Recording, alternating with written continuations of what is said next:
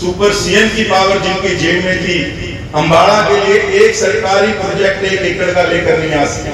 हमारे ऊपर सवाल उठाया जाता है 2000 नौकरियां 1500 करोड़ रुपया विधायक काम करने नहीं देता। जब लगा कि हम कुछ कर नहीं पाएंगे तो कहना शुरू कर दिया विधायक काम करने नहीं देता, ये विधायक काम नहीं करने दे रहा। भैया मैं कौन सा पीपल पार्टी और पाकिस्तान का विधायक, मैं भी तो उसी पार्टी का विधायक हूँ। हम हैं कि ताल्लुक निभाने में लगे हैं और वो है कि दिल को दिखाने में लगे हैं। मालूम करो हाथ उन्हीं का नहीं था, मालूम करो हाथ उन्हीं का तो नहीं था जो लोग आज यहाँ आग बुझाने में लगे। किसी नाते भी आपको टिकट चाहिए।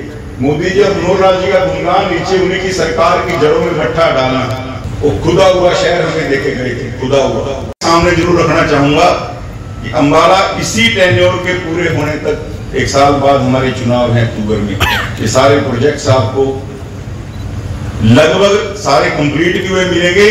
और जो हमारा सबसे बड़ा अंबाड़ा को आगे ले जाने का प्रोजेक्ट है, आईएमटी की आधारशिला इसी टेन्योर में रखेंगे हम अपने अंबाड़ा को और बड़ा करने के लिए। अंबाड़ा महानगर की दिशा में जाए, अंबाड़ा हरियाणा के नहीं उत्तर भारत के अग्रिम शहरों में आए। कैसा इसका नाम था साहब, हमने कोई संकल्प नहीं लिया इसको पेरिस फ्रांस बनाने का। जिन लोगों ने लिया था वो खुदा हुआ शहर हमें देखे गए थे, खुदा हुआ। साहब जो लोग सैकड़ों हजारों एकड़ की सीएलयू एक कलम से कर देते थे, सुपर सीएम की पावर जिनकी जेब में थी, अंबाड़ा के लिए एक सरकारी प्रोजेक्ट 1 एकड़ का लेकर नहीं आ सके। मैं आज तक सार्वजनिक मंच से उनसे बात नहीं पूछी। वो कहते थे भूपेंद्र सिंह हुड्डा जी हमारी इस लेफ्ट जेब में है। 60,000 एकड़ 50,000 एकड़ 40,000 एकड़ जितना सीएलयू 9 साल के अंदर हुआ, साहब की सिफारिश से हुआ, सुपर सीएम साहब की। वो आज हमें आके आईएमटी का मतलब समझाते हैं। मैं देख रहा था एक तंज कस रहे थे कि इनको आईएमटी का मतलब नहीं पता।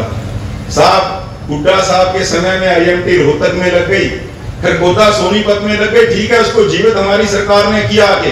खरगोदा की आईएमटी सोनीपत की एक्वायर हुई, 4 आईएमटी और लगी। अंबाड़ा की आईएमटी के समय क्या हो गया था, और उस समय आईएमटी लगने का तरीका कुछ और होता था। उस समय तो आप 20 लाख वाली जमीन 2 करोड़ में सरकार को टिकाते थे साहब। और यहाँ उन्होंने आपने बानगी देखी है, यहाँ एक रेजिडेंशियल कॉलोनी बनी थी।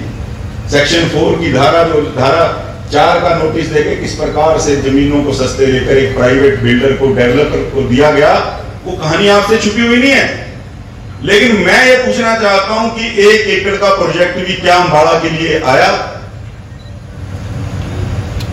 और वो आज हमसे आईएमटी के बारे में पूछते हैं, मैं उनको जवाब देना चाहता हूं आईएमटी इसी टेन्योर में लगेगी। अंबाड़ा को महानगर बनने से वो रोक नहीं सकते। आज हमारे ऊपर सवाल उठाया जाता है 2000 नौकरियां 1500 करोड़ रुपया विधायक काम करने नहीं देता। साहब नारा दिया था शक्तिशाली चुनो शक्तिशाली, पता नहीं क्या मैं नारा भी भूल रहा हूं। लेकिन मैं एक बात कहता हूं, आज जब लगा कि हम कुछ कर नहीं पाएंगे तो कहना शुरू कर दिया विधायक काम करने नहीं देता।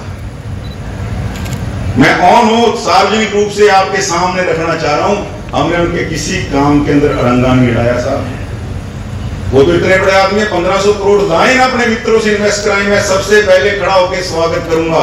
वो सरकार से लाए 1500 करोड़ रुपया, मैं माला लेकर सबसे पहले खड़ा होने वाला व्यक्ति हूं उनका स्वागत करने के लिए।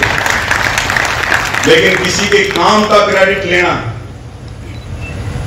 अभी रेलवे का हमारा अंबाला शहर का स्टेशन बनने जा रहा है, 20 करोड़ रुपए मंजूर हुए। मैं आदरणीय मंत्री जी से मिला, कटारिया जी मेरे साथ थे, अश्विन वैष्णव जी के पास हम गए तो वैष्णव साहब कहने लगे कि क्या है, मैंने कहा साहब मेरे यहाँ पे 2, उन्होंने कटारिया जी को देखते बोला कटारिया जी हम अंबाला में छावनी में दे रहे हैं, अपने अंबाला में दे रहे हैं, बहुत बड़ा रेलवे स्टेशन आएगा। कटारिया जी ने कहा धन्यवाद साहब। मैंने कहा साहब वो छावनी में आ रहा है, मेरा तो बड़ा छोटा सा स्टेशन है, ट्रेनों का स्टॉपेज कर दें। बोले ट्रेनों का स्टॉपेज तो भी मैं कर नहीं सकूंगा। मैंने कहा जी आप इसको कम से कम बेसिक सुविधाएं दे दें। 2 स्टेशन है मेरे यहाँ पे, अंबाला शहर और धुलकोट। मैं मंत्री जी का आभार करता हूं, उन्होंने 20 करोड़ रुपए के नाते पहले फेज में अंबाड़ा शहर का स्टेशन लिया। उसका पत्थर रखने की बात थी साहब, गडारी आर्या स्वर्ग में, उनका वो थे नहीं। तो ये जो सांसद महोदय साहब हैं अपने राज्यसभा वाले, ये पहुंचे और उन्होंने रिक्वेस्ट की जी मैं वहां कार्यक्रम में जाना चाहता हूं। पीएमओ का एक प्रोटोकॉल है, वो विधायक का नाम नहीं लिखते, स्टेट के मिनिस्टर कोई हो तो उसका नाम उस शिलापट के ऊपर आता है। और वहां खड़े होकर मोदी जी और मनोहर लाल जी की जितनी तारीफ उन्होंने की, तो पार्टी में रहने वाले लोगों को भी लगे कि यार ये तो बीजेपी के अंदर आ गए। लेकिन वहां से बाहर निकलते ही ये विधायक काम नहीं करने दे रहा। भैया मैं कौन सा पीपल पार्टी ऑफ पाकिस्तान का विधायक हूँ, मैं भी तो उसी पार्टी का विधायक हूँ। तो लोगों को समझ आ रहा है उसका किया हुआ आप खाना चाहते हैं, और उसकी सीट के ऊपर आपको कैसे भी कोई काम, किसी नाते भी आपको टिकट चाहिए। मोदी जी और मनोहर लाल जी का गुणगान नीचे उन्हीं की सरकार की जड़ों में मट्ठा डालना, ये राजनीतिक मंच नहीं है। मैं बड़ी विनम्रता से माफी भी चाहूंगा, लेकिन मैं इस बात के नाते कि राजनीति में आप किस प्रकार के सत्ता लोलुप लोगों से सामना करते हो। एक दूसरे साहब आए, 3 पार्टियां बदली, 4। मैं कहना चाहता हूं 2014 के बाद वो सुपर सीएम नहीं दिखे जिनको आपने सेकंड नंबर पे रखा, और जिन साहब को आपने 2019 में 55,000 वोट दी, आज वो नजर नहीं आए।